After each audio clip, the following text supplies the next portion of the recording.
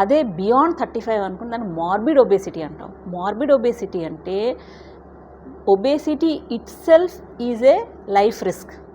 అంటే జస్ట్ మీరు 35 BMI ఉన్నారంటే మీకు సడన్ కార్డియాక్ డెత్స్ ఛాన్సెస్ ఎక్కువ ఉంటాయి. మనం వింటాం, జస్ట్ నార్మల్ మనిషి నిన్న కనిపించారు మనకు పార్టీలో, ఇవాళ లేరు. ఎందుకు? వాళ్ళు మీరు ఖచ్చితంగా చూడండి, వాళ్ళు హై BMI ఉండొచ్చు.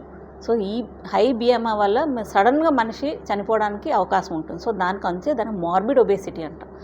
అదే మనం 45 BMI అంటే సూపర్ ఒబీస్. సూపర్ ఒబీస్ అంటే మీ అంత వెయిట్ మీ హార్ట్ లంగ్స్కి కంటిన్యూస్ డ్యామేజ్ చేసేస్తాయి. సో వాళ్ళకి హార్ట్ ప్రాబ్లం వచ్చినా కానీ, లంగ్ ప్రాబ్లం వచ్చినా కానీ, కిడ్నీ ప్రాబ్లం వచ్చినా కానీ రికవరీ ఛాన్సెస్ చాలా తక్కువ ఉంటాయి. ఎందుకంటే ఆ వెయిట్ వల్ల ఇండివిజువల్ ఆ ఆర్గన్ లైఫ్ స్పాన్ 80 years అనుకోండి. ఈ వెయిట్ వల్ల ఆ ఆర్గన్ లైఫ్ స్పాన్ తగ్గిపోతుంది. సో మీరు ట్రీట్మెంట్ చేసిన ఆర్గన్లో రికవరీ పవర్ లేకపోతే వాళ్ళు ఆ జబ్బు నుంచి రికవర్ కారు. So that is why it is called super obesity. So ఈ క్లాసిఫికేషన్ ప్రకారం మనం ఒక ఇండివిజువల్ మన దగ్గరికి వచ్చినప్పుడు ట్రీట్మెంట్కి వాళ్ళు ఏ BMIలు ఉన్నారో దానికి సరిపోయినంత ట్రీట్మెంట్ మేము చెప్తాం.